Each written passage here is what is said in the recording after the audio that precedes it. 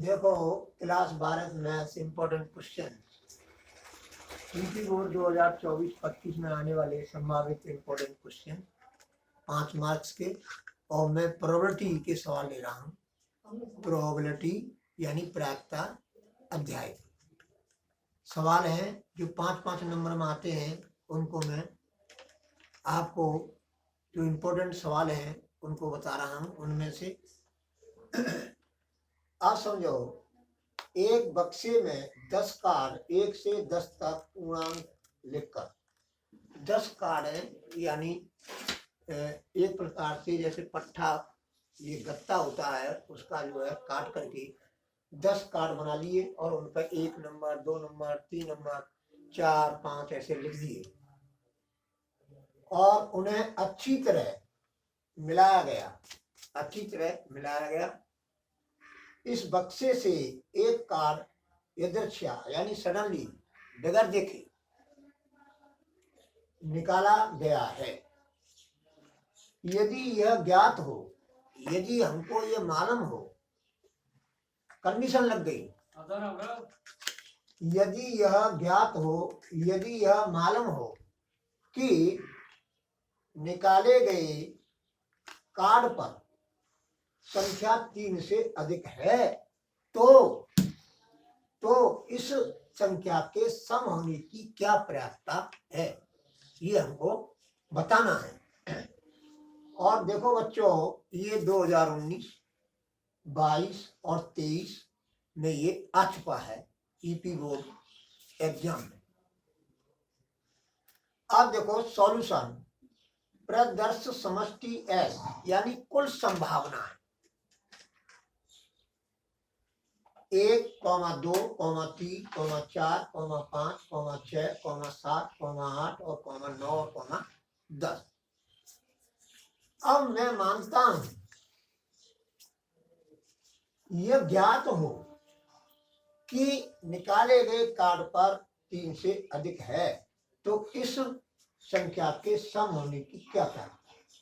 अब सम संख्या होने की जो घटना है जो हमें निकालनी है उसको मैंने प्रदर्शित कर दिया कैपिटल ए से। यानी कैपिटल ए ऐसी घटना है कि निकाले गए कार्ड पर सम संख्या है और बी जो घटना है निकाले गए कार्ड पर संख्या 3 से बड़ी है। तो और हमें ए अपॉन बी प्रायिकता ज्ञात करनी है।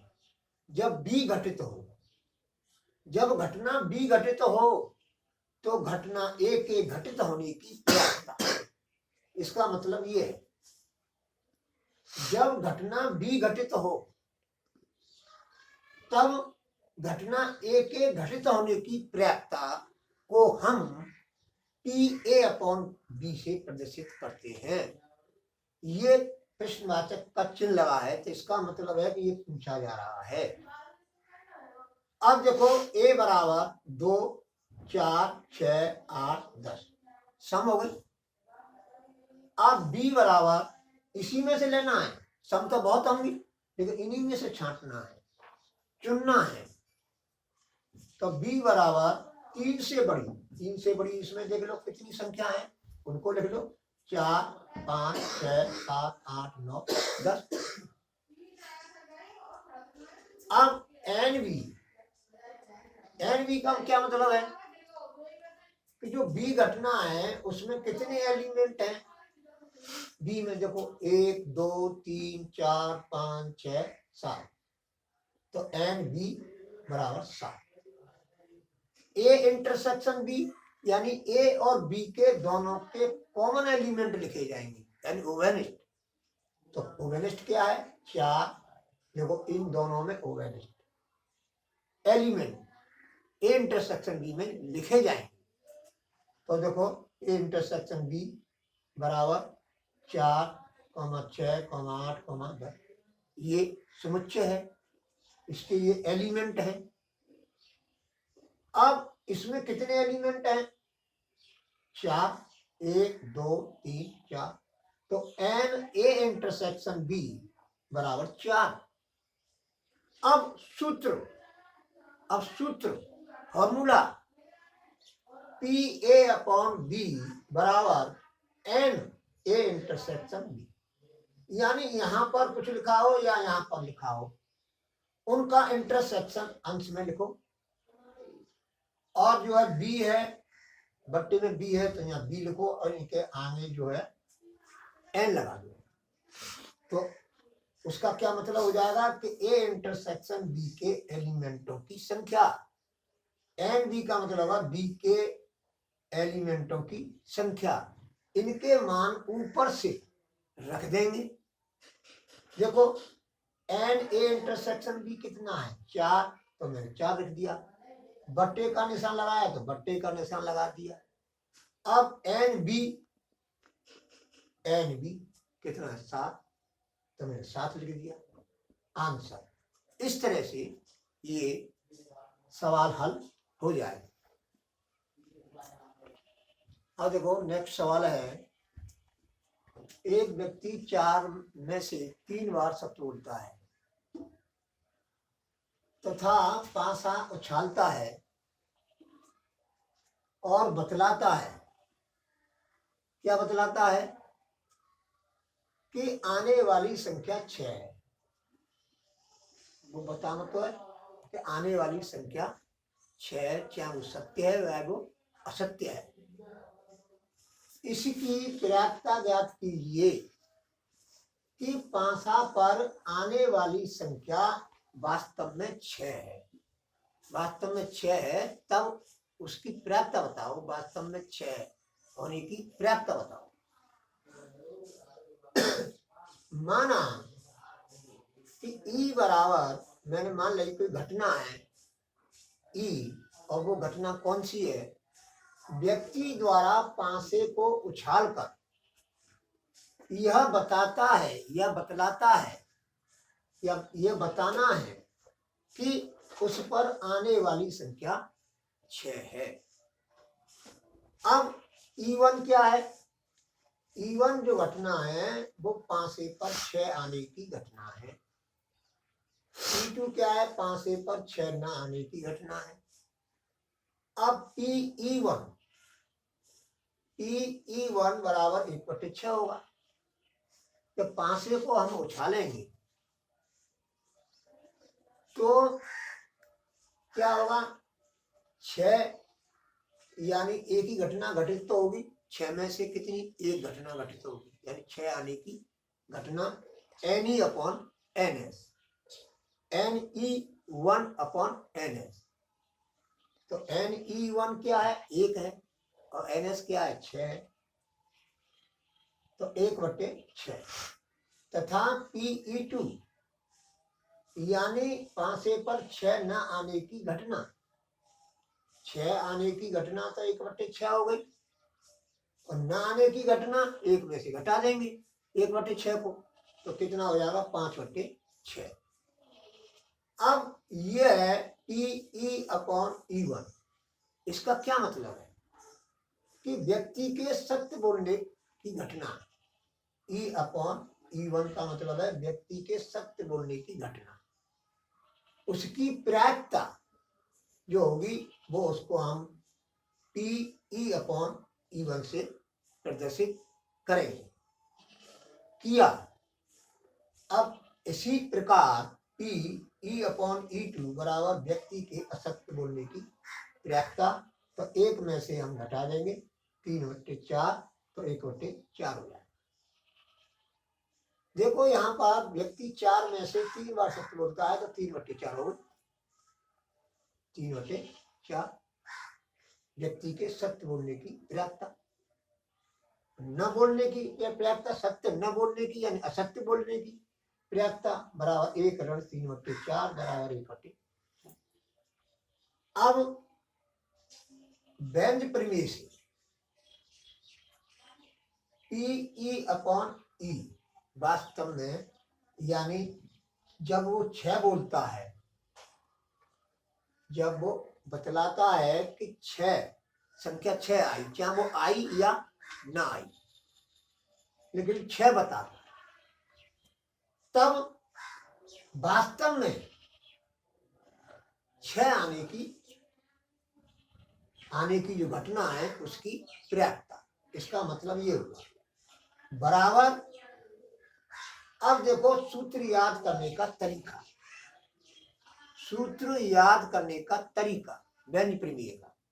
यहां से चलो, अब ऊपर जो लिखा है E1, तो P(E1) गुणा का चिन्ह लगाओ, फिर P, अब इसका उल्टा कर देंगे, इसका गुणन व्युत्क्रम कर देंगे, E/E1 हो जाएगा।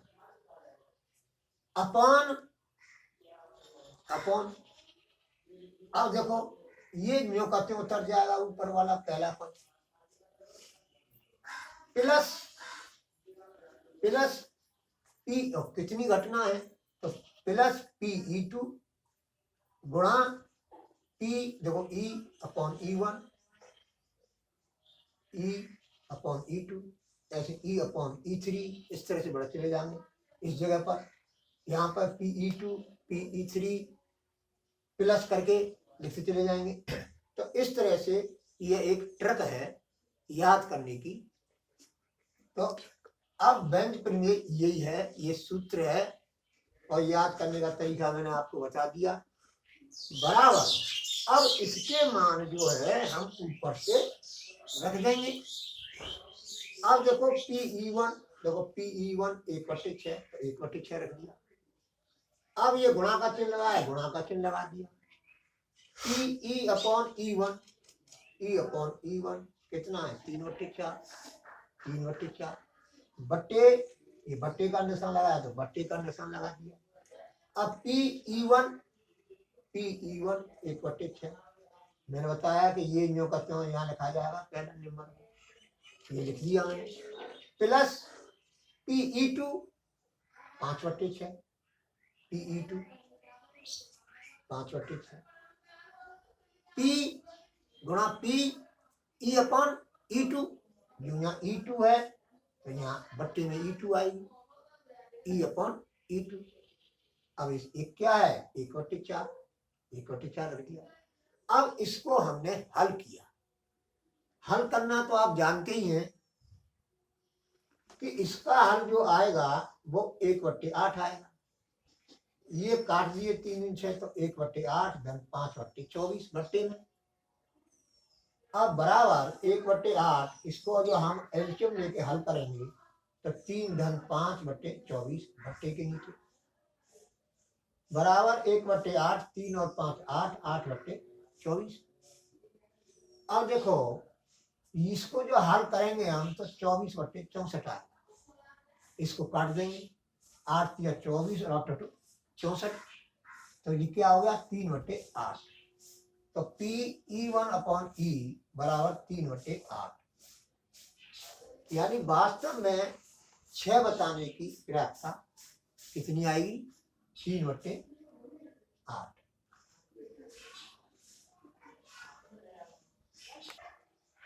और देखो बच्चों नेक्स्ट सवाल है, ये देखो 2019, 22 और 23 में आ चुका है। अब ये सवाल क्या है, पर्याप्तता का सवाल है। 2 पासे एक साथ फेंके जा रहे हैं, कम से कम एक 6 आने की पर्याप्तता ज्ञात कीजिए, ये हमको ज्ञात करना है। तो सॉल्यूशन, आप प्रदत्त समष्टि 36 लिखना पड़ेंगे, 36 ऑर्डर पेयर बनेंगे। तो इसमें सूत्र है कि 2 पासों को हम फेंकें तो 6 पे घात 2, 3 पासों को फेंकें तो NS बराबर 6 पे घात 3, 4 पासों को एक साथ फेंकें तो 6 पे घात 4। तो इस तरह से हम NS का मान ज्ञात कर लेते हैं। मान लीजिए अब हमने माना कि ई जो घटना है वो है कम से कम एक पासे पर 6 आने की घटना है। तो ई में कौन कौन से ऑर्डर पेयर आएंगे, ये पहले पासे पर, दूसरे पासे पर, या एक पासे पर दूसरे पासे पर, एक पासे पर दूसरे पासे पर, एक पासे पर दूसरे पासे पर। ये जो है 6-1 6-2, 6 का क्या मतलब है, एक पासे पर 6 और दूसरे पे 1 आ रहा है। ऐसे ही ये सब लिख लिए तो एन ई बराबर क्या हो जाएगा, 11 हो जाएगा। देखो 1 2 3 4 5 6 7 8 9 10 और ये 11, तो एन ई बराबर हो गया 11। अब इसलिए पी पर्याप्तता प्रोबेबिलिटी कम से कम 1/6 आने की घटना की पर्याप्तता बराबर N E upon N S, ये सूत्र होता है N E upon N S. अब एन ई देखो क्या है, 11 है तो 11 लिख दिया। एन एस क्या है तुम्हारी 36, 36 लिख दिया आंसर।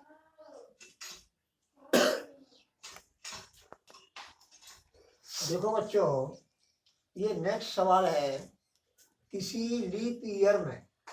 अब लीप ईयर का क्या मतलब होता है, लीप ईयर का मतलब होता है कि जिस वर्ष में 366 दिन हो उसको जो है हम लीप ईयर बोलते हैं। जिस वर्ष में 366 दिन हो उस वर्ष को हम लीप ईयर कहते हैं। 53वें संडे यानी 53 संडे, 53वें संडे, 53वें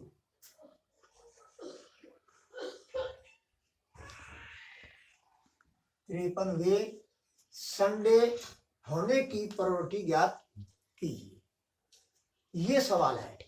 और देखो ये 2019 में आया, 24 में आया ईपी बोर्ड में। अब देखो 366 हो गए दिन, हो गए लीप ईयर। अब हर बार जो आता है वो 7 दिन बाद आता है। भाई देखो सोमवार भी 7 दिन बाद आएगा, इतवार भी 7 दिन बाद आएगा, रिपीट होंगे, बार रिपीट होते हैं 7 दिन बाद। तो हम इसमें 7 का भाग लगा दें तो रविवार आ जाएंगे। कितने रविवार बनेंगे पूरे पूरे, और जो शेष आएंगे उसे कितनी संभावना बनेगी। तो मैं 7 का भाग लगाता हूं तो 7 पंजे 35, और ये तुम्हारा 1, और ये 7 दूनी 14 और 2 6।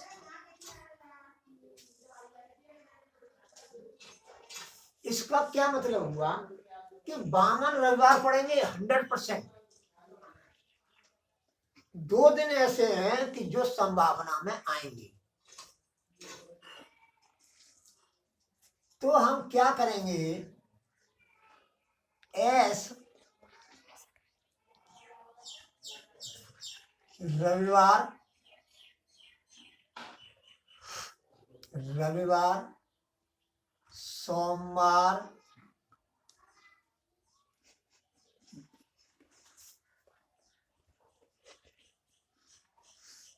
अब 2 दिन में क्या तो रविवार हो सकता है, सोमवार हो सकता है,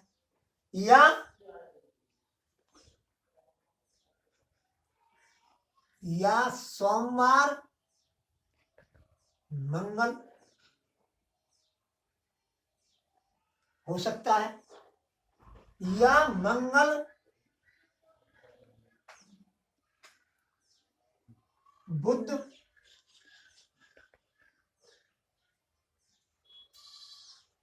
या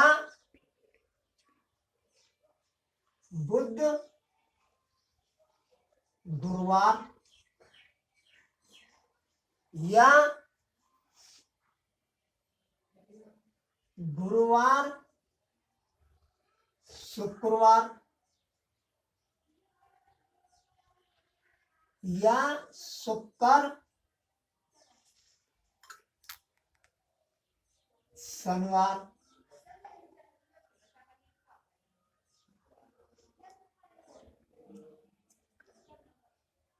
शनिवार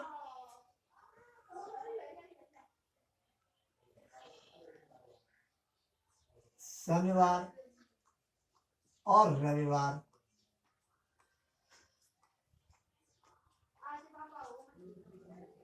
अब रविवार सोमवार अब रिपीट होने लग जाएंगे।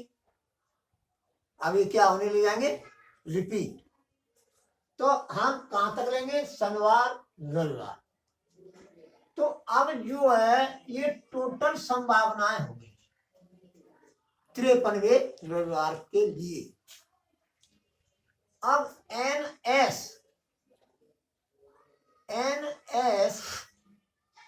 1 2 3 4 5 6 और 7। अब 53वें रविवार होने की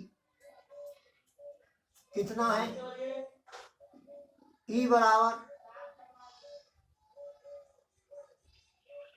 अब रविवार कितने में है? एक तो इसमें है रविवार और जो है एक इसमें है। तो इसको लिखेंगे हम रविवार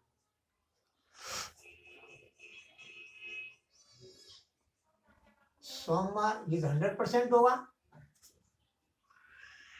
और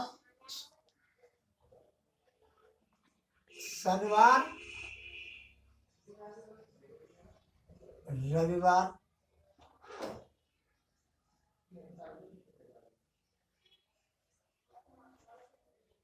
अब NE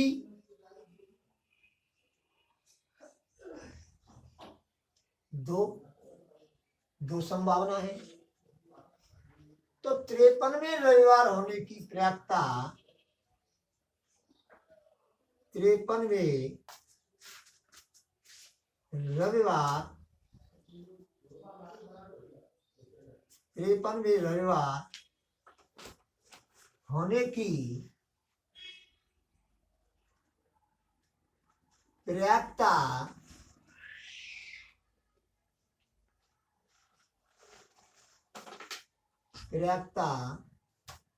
बराबर NE/NS।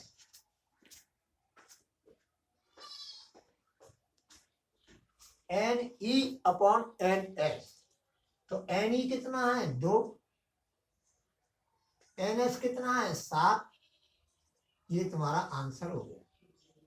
अब देखो वो कहेगा लीप वर्ष नहीं है, लीप वर्ष नहीं है तो 365 दिन होंगे, एक दिन कम हो जाएगा। फिर यहां जो है तुम्हारा 5 और यहां हो जाएगा 1 दिन, कोई सा हो सकता है। तो उसके लिए हम क्या करेंगे? रविवार से शुरू करो। रविवार हो सकता है, सोमवार हो सकता है। अब ये ऑर्डर पेयर नहीं बनेंगे, इसमें ऑर्डर पेयर नहीं बनेंगे।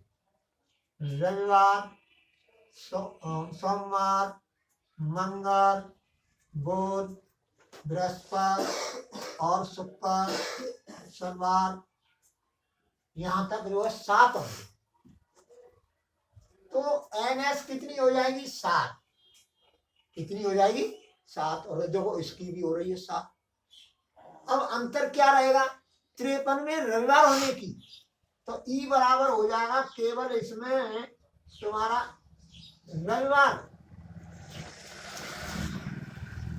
रविवार हो जाएगा, यानी तो NE बराबर कितना हो गया? 1।